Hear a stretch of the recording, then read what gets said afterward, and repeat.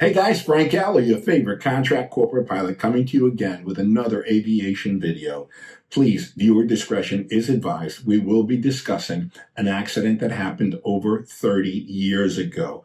159 people perished on that day. Miraculously, 4 people did survive.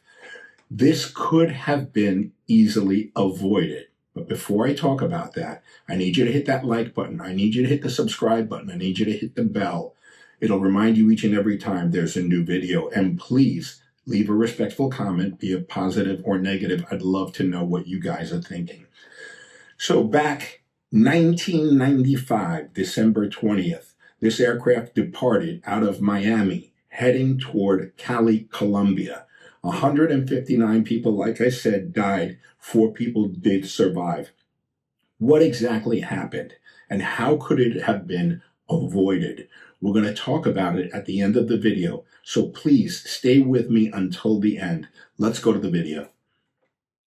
Just days before Christmas, hundreds of travelers filled Miami International Airport, eager to return home for the holidays. Among them were 155 passengers boarding American Airlines Flight 965, a routine evening flight to Cali, Colombia. Their aircraft was a Boeing 757, one of the most advanced commercial airliners ever built. It was only 4 years old, powered by 2 Rolls-Royce engines, and equipped with cutting-edge digital navigation systems.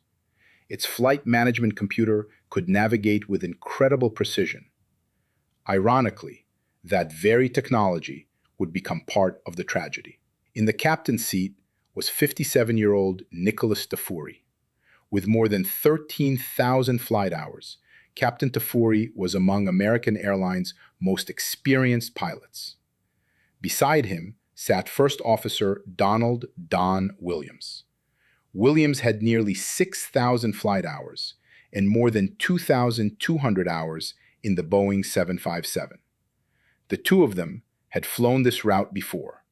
Neither knew this would become the last flight of their careers.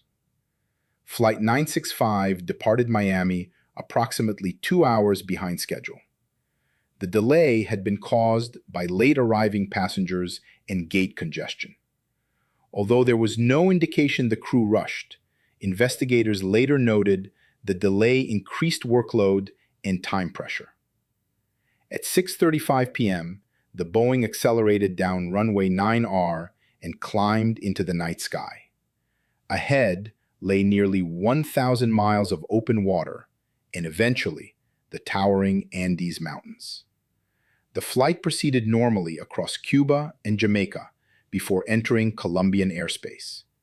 As darkness settled over South America, the weather remained good. Nothing appeared unusual. But the most difficult part of the flight was still ahead. Unlike many major airports, Cali sits inside a valley surrounded by steep mountains. Aircraft must follow carefully designed arrival procedures to safely descend through the terrain. In 1995, air traffic controllers could not see arriving aircraft on radar. Instead, pilots reported their own positions using radio navigation beacons. As Flight 965 approached Cali, the crew began modifying their flight plan. The next waypoint was Rosso NDB. But the Boeing's flight management computer selected a completely different beacon. Both navigation beacons used the same single-letter identifier. The airplane quietly turned away from its intended route. At first, neither pilot realized the mistake. Workload inside the cockpit increased dramatically. Instead of monitoring where the aircraft was going, the crew became focused on programming the computer. Outside, the mountains were hidden by darkness. Unknown to the crew, Flight 965 was now descending directly toward rising terrain. Captain Tafuri immediately applied maximum power. The Boeing began climbing, but the speed brakes were still deployed. Every second mattered. Despite full engine power, the aircraft could not outclimb the mountain.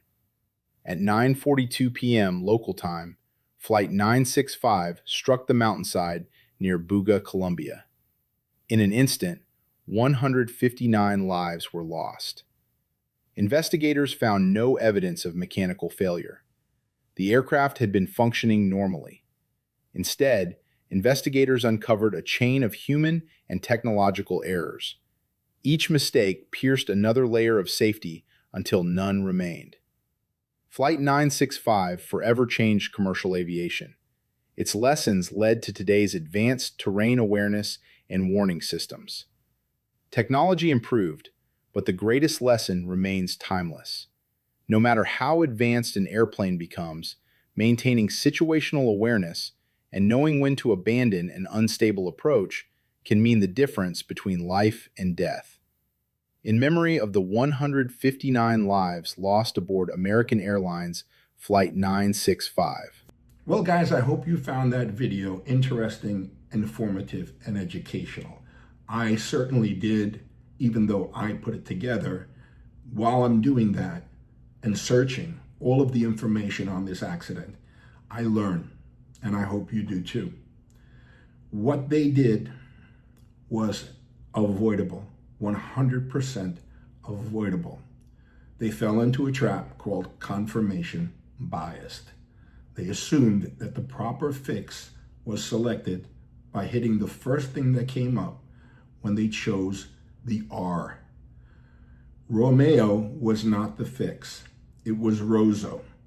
They had already started to descend for Rosso, but they hit Romeo, which led them right into the trap of high terrain. The GPWA's ground proximity warning system went off. That's the thing that you hear saying, terrain, terrain, pull up, pull up. That's warning you that you're about to have a C-fit accident, controlled flight into terrain. By the time the captain reacted and added full power, the speed brakes were still out, and he could not outclimb the mountain. Unfortunately, 159 people died. Sadly, very sadly. Miraculously, 4 people did survive. But this could have been avoided simply by confirming the fix. That's all it took. And those 159 people would not have perished on that ill-fated day.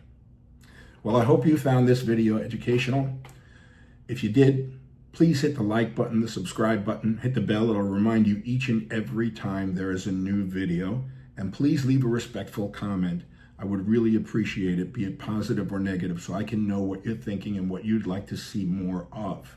As I mention at the end of every video, folks, please, if you're thinking of getting a pet, please don't buy, don't go to a breeder, please adopt, rescue.